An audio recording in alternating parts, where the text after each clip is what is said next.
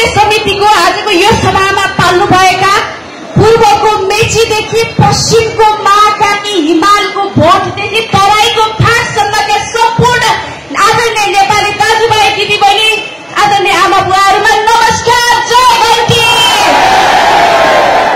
जय घन्टी, जय घन्टी, जय घन्टी। यहाँहरूलाई थाहा छ राष्ट्रिय स्वतन्त्र पार्टी अहिले संघर्षबाट गुज्रिरहेको छ।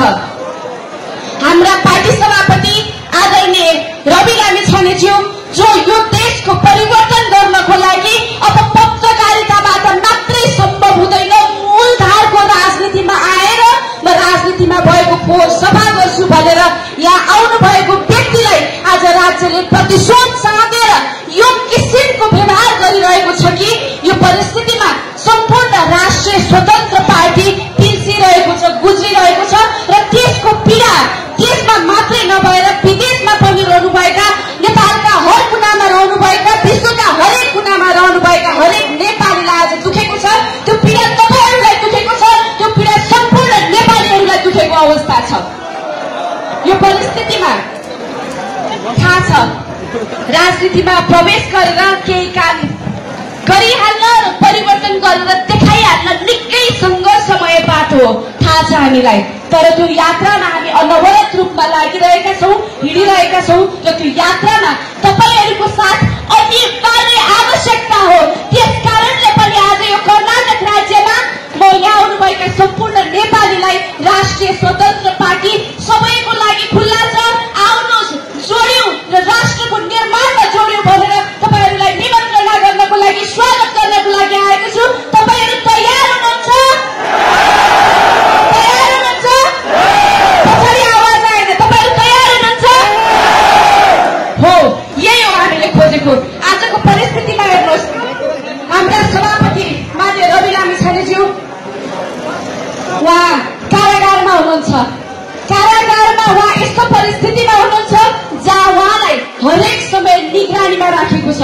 उहाँलाई हरेक कुराहरू उहाँका नियन्त्रणमा राख्ने प्रयत्न गरिराखेको छ र यो कुरा तपाईहरू ढुक्काउनुहोस्। अहिलेका भइरहेका शब्दमा भएका नेतागणहरूको हातमा राज्यको ताला चाबी हुन्जेलसम्म हाम्रो सभापतिज्यूलाई उनीहरूले निकाल्ने छैनन् र निकाल्नको लागि तपाईहरूको 2084 मा अनिवार्य मतको आवश्यकता छ। निस्किनु हुनेछ किनभने 2084 को निर्वाचनमा जब तपाईहरूले आफ्नो मतको शक्तिबाट राष्ट्रिय स्वतन्त्र पार्टीलाई निर्वाचित गराउनुहुन्छ त्यस पछाडि राज्यको ताला चाबी हाम्रो हातमा हुनेछ र माननीय रवि लामिछानेज्यू तपाईँ हाम्रो माझमा उपस्थित हुनुहुनेछ। त्यसको लागि पनि आज हामी संसदमा बहस गर्दैछौँ। संसदमा बसेर जनताका मुद्दाहरू उठान गरिरहेका छौँ। सदनबाट नेपालको हरेक कुनाबाट नेपाली जनताका आवाजहरू उठाइरहेका छौँ। तर तपाईहरूले देख्नु भएको छ सदनमा आदि नेपालीहरूलाई छुने विदेश भिसाको प्रकरणबाट मानव बेचबिखन भएको मुद्दा उठान गर्दा पनि यो राज्यले सुनेको छैन र राज्यले नसुनेका कारणले गर्दाखेरि हामीले अस्तिको सदन बहिष्कार गर्यौं र हामीले भन्यौं अब संसदमा मात्र होइन हामी जनतामा जान्छौँ, हामी जनताको माझमा आएका छौँ जनताको मुद्दा लिएर र तपाईहरू सबैजना यो मुद्दामा हुनुपर्ने आवश्यकता देखिन्छ। यसको लागि तपाईहरू साथमा हुनुहुन्छ होइन त? म आज यो सभा मलाई थाहा छ, मैले अघि पनि भने पूर्वको मेचीदेखि पश्चिमको महाकाली हिमालको भोटदेखि तराईको फाँससम्म जति पनि नेपालीहरू यहाँ उपस्थित हुनुहुन्छ त्यहाँ मध्ये पनि अधिकांश साथीहरू सुदूरपश्चिमबाट हुनुहुन्छ। त्यसबाट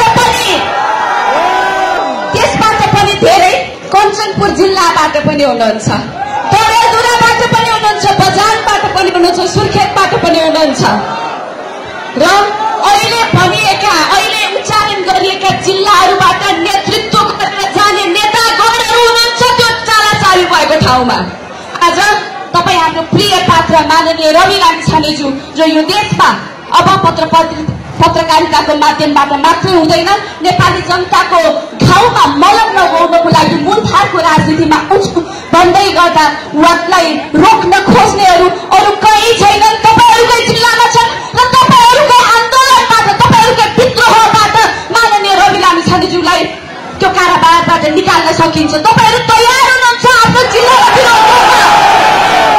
आजको यो सभा म सिंहदरबारले पनि हेरोस्, हाम्रो मन्त्रीमण्डलले पनि हेरोस्, यो सभामा को हुनुहुन्छ हरेक एक नेपालीलाई हेरोस् र भन्ठालोस् आफूले गरेका क्रियाकलापहरू कस्तासम्म रहेछन् र पश्चाताप गर्ने बिन्दुसम्म पुगोस् भन्ने कुरा पनि म चाहन्छु। आजको यो सभामा साथीहरू, मूलभूत रूपमा हामी राष्ट्रिय स्वतन्त्र पार्टी जो माननीय रवि लामिछानेज्यूले बीजको रूपमा रोप्नु भएको थियो, आज उहाँले रोप्नु भएको बीज अंकुराएर जरा मजाले माटोमा गाँसिसकेको छ, जरा फैलिने क्रममा छ। जति जरा बलियो भयो त्यति नै वृक्ष बलियो हुन्छ। आज उहाँले रोप्नु भएको जो बीज छ त्यो बीज जरा फैलाउँदै कर्नाटकसम्म पनि आइपुगेको छ र यो सभालाई म धन्यवाद दिनको लागि आएको छु कि माननीय रवि लामिछानेज्यूले स्थापना गर्नुभएको पार्टीको जरा आज यो सभामा उपस्थित हुनुभएका हरेक एक पात्र हुनुहुन्छ। तपाईहरु सबै धन्यवादको पात्र हुनुहुन्छ। यहाँ आउँदै गर्दा माननीय रवि लामिछानेज्यूले मलाई तपाईहरुलाई सुनाइदिन भनेर एउटा सन्देश पठाउनु भएको छ। उहाँले भन्नुभएको छ, प्रिय साथीहरू,